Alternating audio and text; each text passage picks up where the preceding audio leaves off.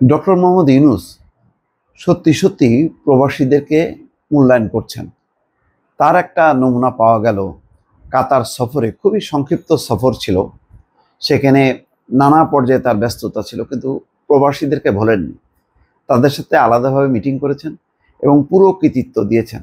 সেই কাতারে 254 মিলিয়ন জ্বালানির পুরো খরচ বা পাওনা সেটা পরিশোধ করে বলেছেন যে আজকে কাতারের মাটিতে বাংলাদেশ যে মাথা উঁচু করে দাঁড়াতে পারলো তার কৃতিত্ব প্রবাসীদের কথা শুনেছেন। এবং আমি ভিডিওতে দেখলাম একজন প্রবাসী বলছেন, প্লিজ আপনি আমাদেরকে ছেড়ে যাবেন না মাঝপথে। অর্থাৎ ডক্টর মোহাম্মদ ইউনূসের ব্যাপারে যেমন বাংলাদেশেরও একটা বড় অংশ চায় যে ডক্টর মোহাম্মদ ইউনূস দায়িত্ব পালন করে যাক, ঠিক তেমনি তার প্রতিফলন ঘটল কাতারের মাটিতে, যেখানে একজন প্রবাসী দাঁড়িয়ে বলছেন, প্লিজ আপনি ছেড়ে যাবেন না আমাদেরকে।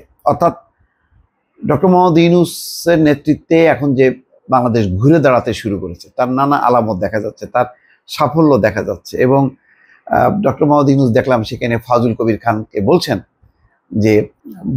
যে প্রবাসীদের অবদানটা কি। তখন তিনি বললেন প্রায় 3-3.5 বিলিয়ন এরকম নানা ধরনের পাওনা ছিল, সেটা কমতে কমতে এখন 600 অথবা 900 মিলিয়নে এসে দাঁড়িয়েছে। তার মধ্যে অনেকটাই শোধ হয়ে গেছে। তার মধ্যে একেবারে কাতারের যে পাওনা ছিল জ্বালানি বাবদ, তার পুরোটা শোধ করে তিনি এসছেন। এবং জ্বালানি মন্ত্রী হোয়াটসঅ্যাপে মেসেজে থ্যাঙ্কস দিয়েছেন, সেই কথা উল্লেখ করেছেন।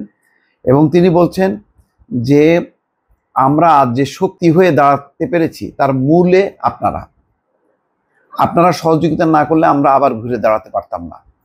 আপনারা কখনো আমাদের থেকে বিচ্ছিন্ন ভাববেন না। দেখেন, এই সরকার পতনের আন্দোলনে কিন্তু প্রবাসীদের একটা ভূমিকা আছে। তারা শাটডাউন রেমিটেন্স কর্মসূচিতে চলে গেছিল এবং তলানিতে নামছিল, বলছিল যে কেউ আমরা বৈধ পথে টাকা পাঠাবো না, টাকা পাঠালে এটা সরকারকে সহযোগিতা করা হবে, অর্থাৎ ফ্যাসিবাদী আওয়ামী লীগ সরকারকে সহযোগিতা করা হবে। যেই মাত্র পট পরিবর্তন হলো, দেখেন তারপর থেকে সেই আগস্ট মাস থেকে দফায় দফায় শুধু বেড়েছে, কখনো কমেনি। বাড়তে বাড়তে লাস্ট গত মাসে এই ঈদের সময়ের মার্চ মাসে 3 বিলিয়ন, যেটা বাংলাদেশের রেমিটেন্সের ইতিহাসে সর্বোচ্চ এসছে। এবং তারপরে এখন ঈদ নেই, তারপরেও দেখা যাচ্ছে যে গড়পড়তায় আগে ছিল কোনো রকমে 1000 কোটি টাকা প্রতিদিন আসতো, এখন সেটা কিন্তু সেটাও ক্রস করছে। তার মানে 3 বিলিয়ন না হোক, রোজা এবং ঈদের কারণে বাড়ে এটা স্বাভাবিকভাবেই, কিন্তু কমলেও এখন ওই আগের মাস তুলনায় কিন্তু কখনো কমবে না, এটা বাড়তে থাকবে। কেননা প্রবাসীরা বুঝতে পারছে যে তাদের শরিক হইতে হবে। এবং ওই জন্য বলছেন ডক্টর মোহাম্মদ ইউনূস যে আপনারা বিচ্ছিন্ন ভাববেন না, আপনারা আমাদের পাশে দাঁড়ান। পাশে দাঁড়ানোটা কিভাবে দাঁড়াবে? যদি বৈধ পথে যত বেশি রেমিটেন্স পাঠাবে, টাকা পাঠাবে দেশে, এটাই হবে বাংলাদেশের জন্য শক্তি। বাংলাদেশের রিজার্ভ বাড়তে থাকলে তিনি বলেছেন কিন্তু যে IMF এর সাথে আমরা দর কষাকষি করবো। IMF টাকা দিতে চায়, কিন্তু সাথে হাজারটা শর্ত, যে ভর্তুকি কমাইতে হবে, এটা করতে ভর্তুকি, কৃষকের ভর্তি কমাইলে সারের দাম বেড়ে যাবে, ক্ষতি হবে। বিদ্যুতের ভর্তুকি প্রত্যাহার করা বিদ্যুতের দাম আরও বাড়বে। এগুলো বলছে যে না, আমরা এখন দর কষাকষি করবো। দরকার IMF এর ওই যে লোন নিব না আমরা, সেই লোনটা যদি প্রবাসীরা যদি ব্যাপক মাত্রায় পাঠাতে থাকে রেমিটেন্স, তাহলে আর দরকার নেই। বিমানবন্দরের কথাটা দেখলাম, একজন প্রবাসী বলছেন, তিনি বলছেন যে বিমানবন্দরে প্রবাসীদের VIP মর্যাদা সেবা প্রদান করা হবে। প্রবাসীদের দেশে আসা যাওয়া যেন শান্তিপূর্ণ এবং আনন্দদায়ক হয়, আমরা সেই ব্যবস্থা করব। বিমানে পণ্য পরিবহনের ক্ষেত্রে কার্গো ভাড়া কমানোর দাবি জানান ব্যবসায়ীরা। জবাবে ডক্টর ইউনূস বলছেন যে সর্বোচ্চ অগ্রাধিকার ভিত্তিতে বিমান পরিবহন দ্রুত করা এবং কার্গো ভাড়া কমানোর পদক্ষেপ গ্রহণ করেছি। ঢাকা বিমানবন্দর ছাড়াও সিলেট, চট্টগ্রাম এবং সিলেট বিমানবন্দর থেকে কিভাবে সহজে পণ্য পরিবহন করা যায় তা নিয়েও আমরা কাজ করছি। ইয়েস, ঢাকা,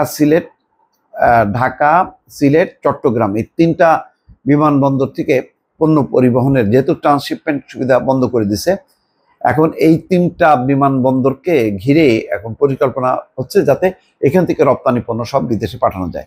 তিনি বলেন সাধারণত যাত্রী পরিবহনকে গুরুত্ব দেওয়া হবে, তবে এখন আমরা বিমানে পণ্য পরিবহনকে বিশেষ গুরুত্ব দিয়ে কাজ করছি। পাসপোর্ট সহ সব ধরনের সেবা অনলাইনে করা হচ্ছে। এক্ষেত্রে তিনি সরকারকে প্রবাসীদের পরামর্শ প্রদানের আহ্বান জানান।